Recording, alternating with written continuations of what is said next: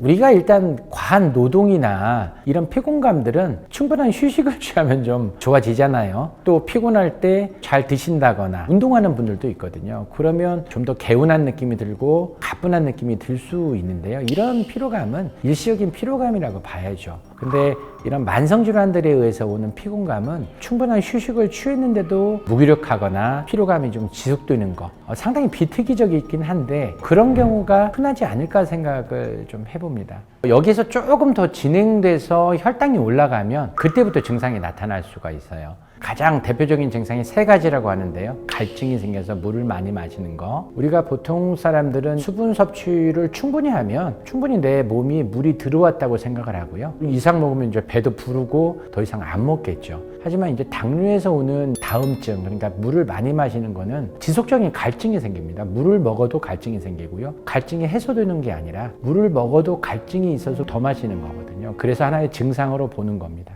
그리고 소변을 자주 보는 거. 물을 많이 먹기 때문에 화장실을 가는 것도 있지만 혈당이 높아지면 그 혈당이 이노작용을 일으켜요. 그래서 실제적으로 수분을 섭취를 많이 안 해도 고혈당에 의해서 소변 횟수가 좀 증가되는 경우도 있고 훨씬 양이 많아질 수도 있습니다. 그래서 수분 섭취를 안 하면 극심한 탈수에 빠지는 경우도 있어요. 그리고 입이 마르는 거. 이런 증상들이 가장 대표적이고요. 당이 자꾸 빠져나가니까 체중의 감소가 올 수도 있죠.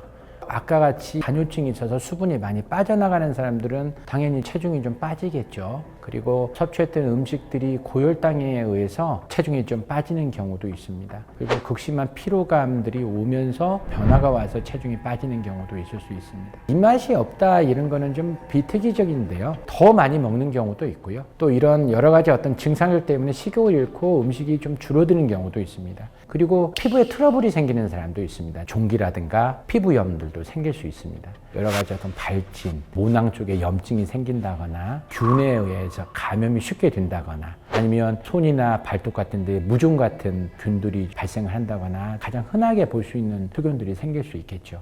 드물지만 당분이 많은 소변 때문에 음부 쪽을 자극해서 가려움증 그리고 요로 감염도 좀 잘 생기는 걸로 되어 있습니다. 당뇨에서 시야가 침침해지는 경우가 있을 수 있죠. 제일 중요한 거는 당뇨라는 거는 소혈관, 미세혈관이나 큰 혈관, 대혈관의 어떤 혈관의 질병을 유발하는 만성질환이라고 보시면 되거든요. 눈의 망막에는 미세한 혈관들이 들어가 있습니다. 당뇨가 조절이 안 되고 상당히 장기간 당뇨를 앓았던 분들은 망막에 미세혈관에 병들이 생길 수 있죠. 망막은 필름하고 똑같거든요. 거기에 신생혈관이 자라난다거나 혈관에 파열이 일어나서 출혈이 된다거나 이런 것들이 반복된다면 아주 심한 경우는 실명을 일으킬 수도 있고요. 시야가 좀 흐트러지거나 물건을 볼 때 물건에 점이 찍혀 있거나 뭐가 떠다니는 듯한 느낌이 올 수도 있습니다. 당뇨의 미세혈관의 합병증을 보는데 망막을 보는 게 가장 간단한 방법이거든요. 그래서 당뇨 환자들은 1년에 한 번씩 안과 진료를 받으라고 하고요. 특별하게 증상이 없어도 안과 검진을 통해서 망막의 질병을 보는 것도 중요할 것 같고요. 당뇨를 가지고 있는 분들은 정기적인 안과 진료도 강력하게 권고하는 편입니다.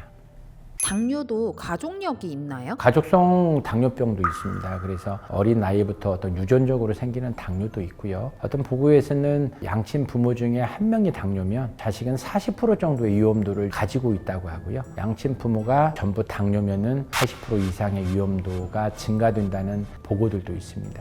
중요한 거는 가족력이 어떤 질병을 유발하는데 절대적인 건 아니에요. 가족은 거의 식이 습관이 비슷하거든요. 같은 식사를 하기 때문에 어렸을 때부터 부모님이 좋아하는 음식을 따라 먹게 되고 행동의 패턴도 유사성을 띠는 경우가 많아요. 그래서 부모님이 비만이면 자식도 비만일 가능성이 많고요. 부모님이 운동을 열심히 하면 다는 아니겠지만 자식들도 그런 생활 패턴을 닮으려고 하는 경향들이 많기 때문에 그런 어떤 생활 패턴의 유사성이 이런 질병을 더 유발하는데 조금 더 관여를 하지 않나 생각을 해봅니다.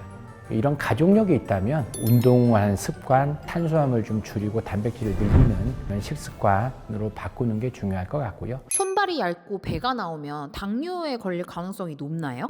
네, 손발 근육이 좀 얇고 배가 나온 사람, 전형적인 복부 비만 환자죠. 손발이 얇다는 거 보니까 근육량도 많이 줄어든 사람 같아요. 주요 근육들이 많이 위축이 됐다고 보셔도 될 것 같고요. 배 둘레가 많이 나왔다는 거는 이제 복부 비만이 심하고 지방이 대부분 이제 배 쪽에 많이 껴 있다는 건데요. 이런 분들은 실제로 당뇨가 없더라도 만성 질환에 노출될 가능성이 많죠. 이런 분들의 특징들이 대부분 운동은 안 하시면서 고열량식, 고탄수화물 식사를 한다거나 당이 많은 음식을 먹는 경우가 대부분일 거예요. 이런 분들은 당뇨와 연관지면은 당뇨병은 아니더라도 내당능 장애, 당뇨의 전 단계가 충분히 올 수 있고요. 여기서 관리가 안 되면 포도당의 대사에 영향을 줘서 당뇨로 충분히 진행될 수 있는 확률이 건장한 사람보다는 훨씬 더 많다고 볼 수가 있습니다. 근육이 하는 일들이 기초 대사량을 올리는 데 가장 큰 역할을 하거든요. 근육이 많은 사람들이 기초 대사량이 높아요. 음식에 조금 더 자유롭다고 볼 수도 있고요.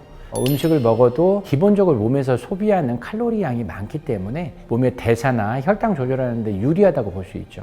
근데 아까도 얘기했지만 당뇨라는 병은 혈관의 만성적인 질병을 유발하는 거예요. 오래 간다면 혈관의 동맥경화가 진행되고 손발의 이상을 느낄 수 있죠. 결국 손가락 끝이나 발가락 끝으로 가는 혈류의 양이 감소되면서 통증, 무감각, 저림 이런 게 충분히 올 수도 있고요. 오랜 기간에 유병기간이 있으면 말초 신경병증이라고 해서 신경절에 당뇨의 유해물질들이 침착하면서 염증을 유발할 수도 있고요. 특히 손보다는 이제 다리 쪽, 발가락 쪽부터 많이 오고요. 특징적인 거는 한쪽보다는 대칭적으로 온다는 겁니다. 한쪽에서 오면 대부분은 척추나 다른 질환에 의해서 올 가능성이 훨씬 더 많고요.